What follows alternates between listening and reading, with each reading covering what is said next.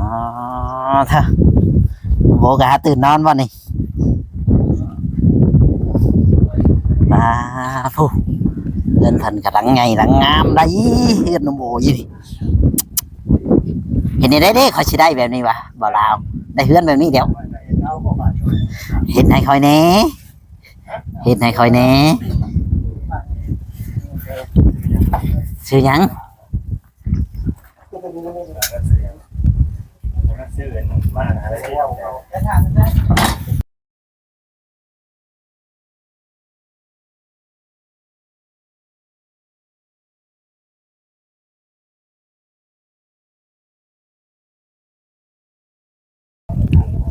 สวัสดีสบายดีสบายดีพ่อแม่พี่น้องไอ้สิมาสุขสุขคนพี่น้องเนาะวันนี้เกี่ยวมาพบพ่อกับซองบ่จอยชาแนลอีกแล้วพี่น้องเนาะทางบ่จอยจะได้เดินทางมาฮอดบ้านหนุ่มโอแล้วพี่น้องเนาะได้เห็นในคลิปว่าเพิ่นเก็บกวาดแปลนแล้วบ่เฮือนหนุ่มโอนี่เป็นจังไดสิพาพ่อแม่พี่น้องขึ้นไปเบิ่งไปชมนำกันเลยพี่น้องไปโอ้สบายดีสบายดีสบายดีสบายดีน้ำโบเลยอ๋อเถอะโบกะตื่นนอนบ่นี่มาผู้เงินพันกะหลังไงหลังงามได้เฮือนน้ำโบยี่นี่เห็นได้เด้เขาสิได้แบบนี้วะบ่ลาวได้เฮือนแบบนี้เดี๋ยวเห็นให้คอยแหน่เห็นให้คอยแหน่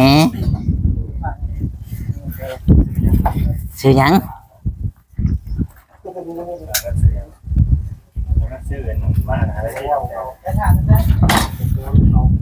ป้า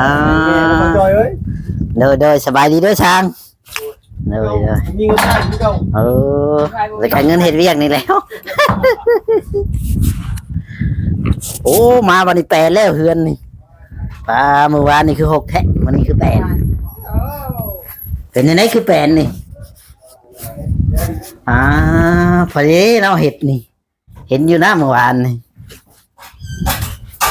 โอ้สงสัยส่องหากันบ่ได้แล้วบ้านจักผู้ใดเห็นหยังได้อยู่ในนี้สบายดีเด้อ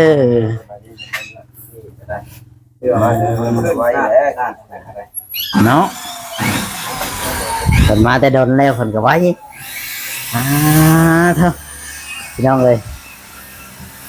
ไปแล้วกวงขวงแล้วบัดนี้ห้องนี้เพิ่นก็ได้กั้นแล้วพี่น้องนะได้กั้นห้องกั้นแหงไปแล้วพี่น้องผักแล้วพี่น้องเลยนี่เห็ดเป็นยังนี่นะเห็ดเป็นบะนังบ่ผักแล้วพี่น้องเลย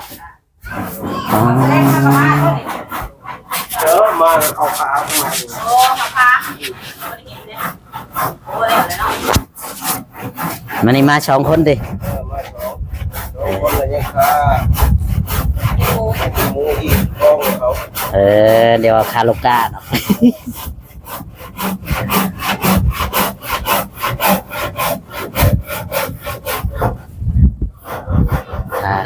อันลูกติ่งนะยังเทียนอยู่บ่เรียนเลย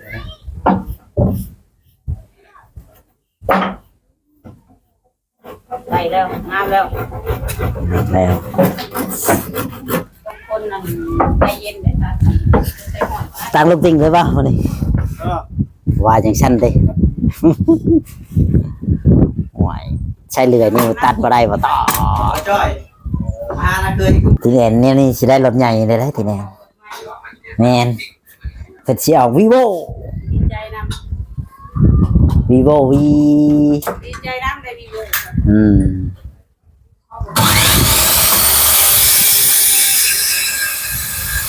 นะจังเห็นไหมให้เลยช่างให้คิดเป็นกระตา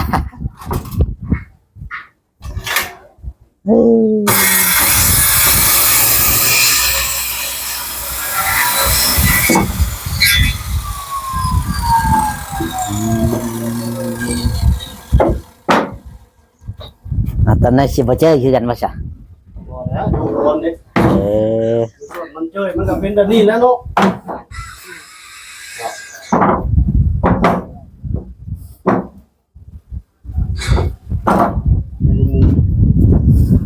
ทำบ่ใส่นี่คือสิคักเนาะนอนเป็นแปลนแล้วนี่เกียร์ เกิดจะตุ้มแล้วบ่ได้ง่ายนะเนาะ โอ้ยเพื่อสิได้เงินบ่เป็นง่ายยังว่าอยู่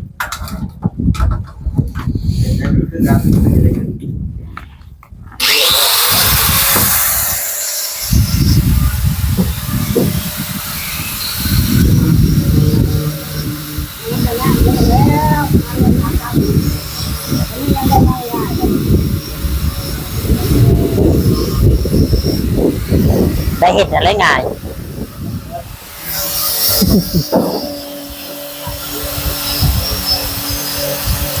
ตาเนี่ยตาแล้วพี่น้องเอ้ยท่านสร้างบังกะทาลูกตึงเนาะวันนี้ก็ได้อาจสิได้ใส่ลูกตึงน้ำวันนี้พี่น้องเอ้ยคิดว่าสิได้ใส่แล้วก็บานประตูใหญ่ยังบ่ได้ติดบ่วันนี้นะยังเนาะ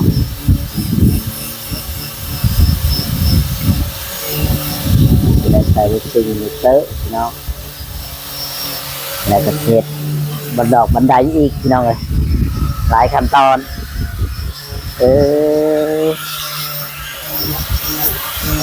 นี่พี่น้อง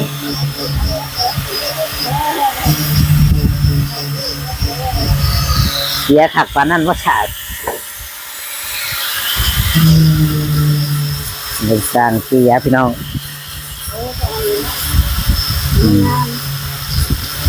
ให้มันเนียน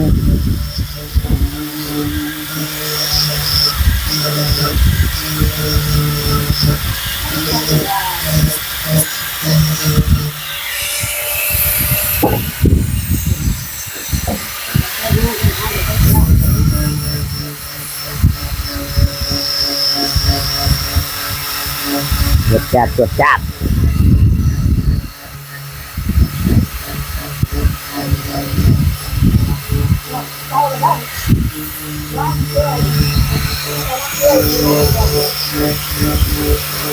ภายในแล้ว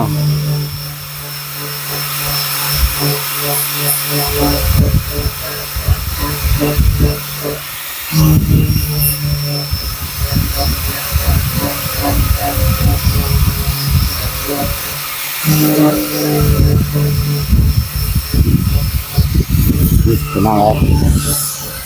ทำเสีย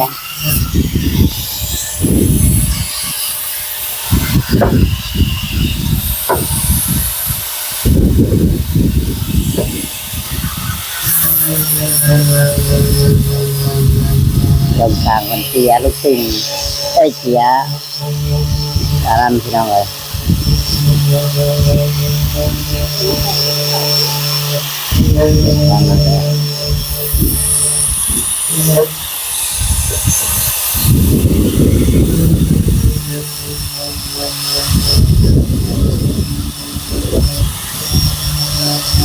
แอบ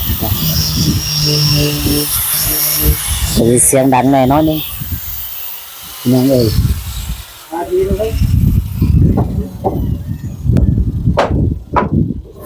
สาสีเอาเร็ว แล้วว่าคันสีขาวตัวขาวตัวแดงนะมันก็สิบ่งามบ่งามตัวเนาะ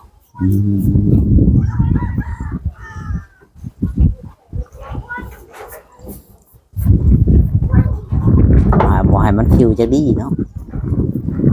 งานละเอียดเด้งานหลอด คิวจะดี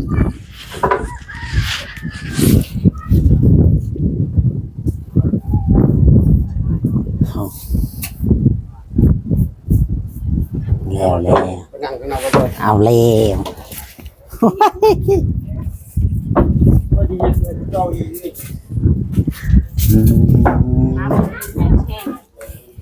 แม่เร็ว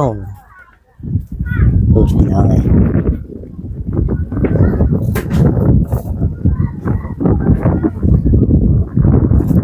ขัดแล้วพี่น้องเลยอันนี้กับปูเลยมั้งปู ถูเลย2แผ่นพี่น้องเลย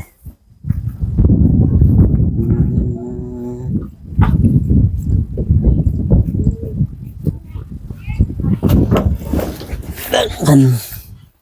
ทาสีกันพี่น้องเลยทาสียุติงยังมองมุดหมัดได้เนาะยังอีก3ตัว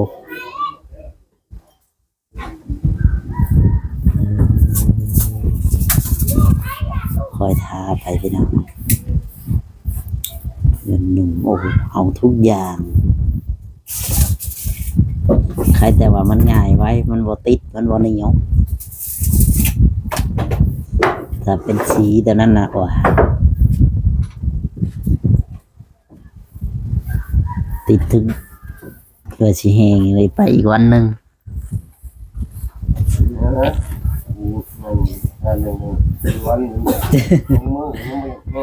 แม่นั่นแหละ มันบ่แห้งมันเป็นก้อนเลยกิน อันนี้มัน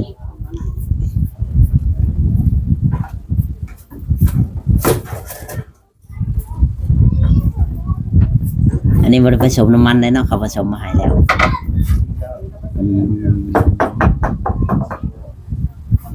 สีน้ำสีน้ำ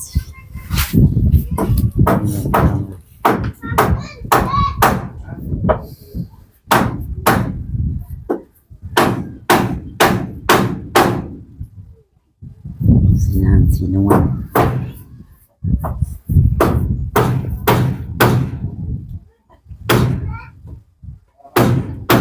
ถ้าปุ๊บจับได้ปั๊บหลด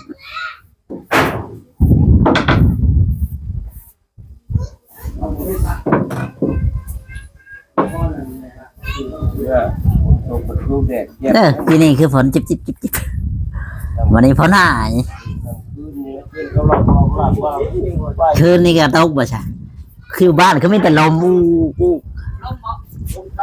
ลมแห้งอย่างนี้ได้อยู่บ้าน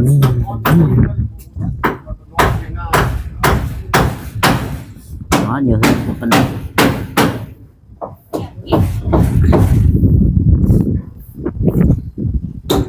mà bà điệu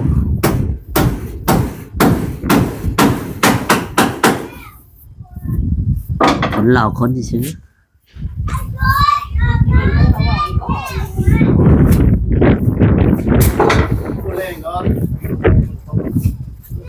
ยังหมดเวลามันติ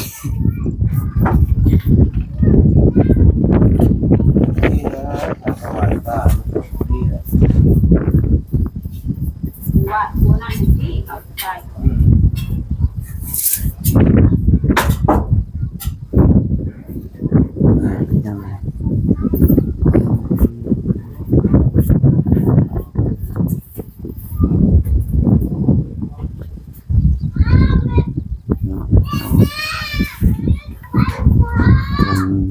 เดินลงโบ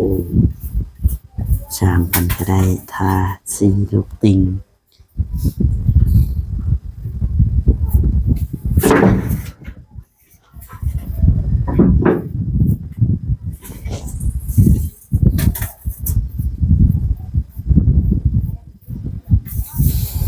อย่าจีใส่โมทีมาได้แล้วอันนี้เนาะ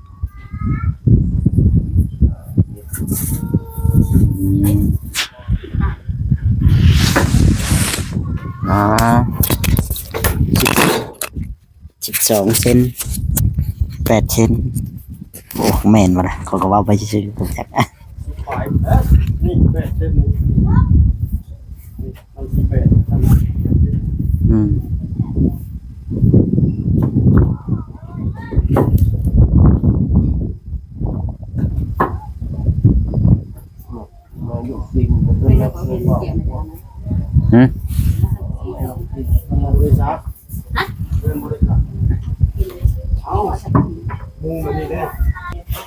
นี่แหละพี่น้องเลยป้า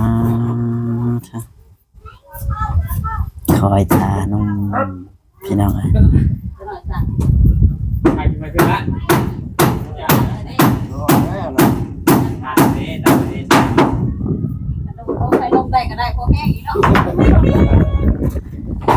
ตัวแลบไม้อันนี้ไต่ลง แป้นนี่ก็บ่ฮัก แล้ แล้ว ว น้องทำให้เจ้าเลย เดี๋ยว ให้มา มาเถอะเบิ่งพันธะซีพี่น้องเลยวัน นี่ นี้ ก็ไปหาสบาย ไข่นี่ โอ้ไปนี่นะ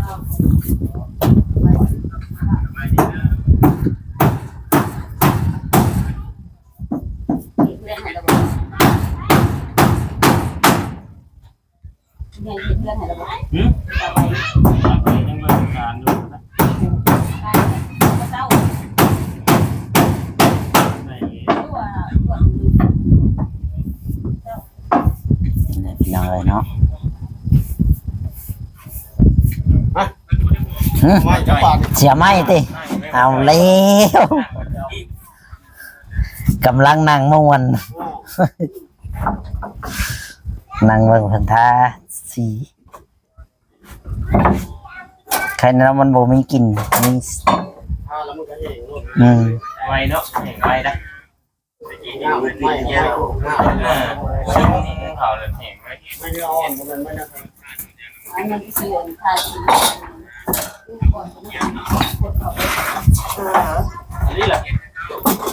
อารามิอารามิ ถ้าร้านได้ยังบริษัท ไม่ดิ อืม ก่อนไม่เทียมเพราะนั้น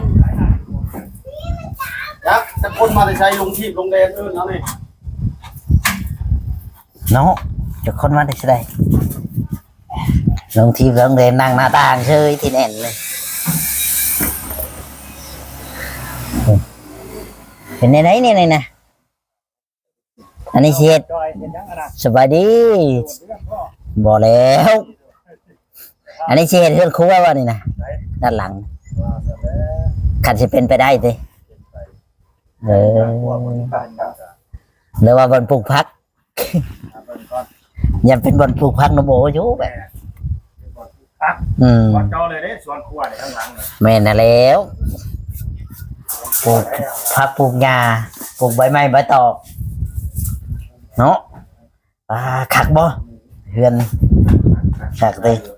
อยากได้บ่เห็ดดาวรถที่นั่นเลยอยากได้เลยเห็ดดาวรถแมนขนาดขอยอยากได้ขอยก็ยังสิเห็ดเอาอยู่เลยโอเคพี่น้องเอ้ยคลิปนี้ก็สิบ่มีหยังหลายถ้าผิดพลาดประการใดก็ขอโทษขออภัยนำก็ถือว่าเพิ่นเก็บกวาดสะอาดสะอ้านดีแท้พี่น้องเพิ่นกำลังจะตั้งลูกติ่งลูกเต๋อไปพี่น้องเอ้ยเนาะก็ถือว่าพออยู่เด้อพี่น้องเอ้ยคันสะอาดและคันกวาดมันแปลนเนี่ยก็พออยู่พอเซาก็ถือว่าสวยงามดังใจเลยแหละพี่น้องเอ้ยจำสีนั่งสีนอนเกือกแต่ใต้หอเนื้อเกือกแต่เนื้อหอใต้ก็ได้แมนบ่อยากนอนห้องนี้ก็ไปนอนห้องนั่นพี่น้องเอ้ยนอนได้ทุกห้องนี่พี่น้องเอ้ยเนาะ ต้องปีไป แล้วก็ที่นี่คือเราเห็นก็ อันนี้ ว่าจะดีอะไรนี่เราที่โอกาสได้โอเคพี่น้องเอ้ยจบคลิปเพียงเท่านี้เด้อพี่น้องเอ้ยเอามาจอยก็ได้ขอจบคลิปฝากเป็นกำลังใจให้มันเด้อมัดสุขสุขคนพี่น้องเอ้ยสวัสดีและสบายดี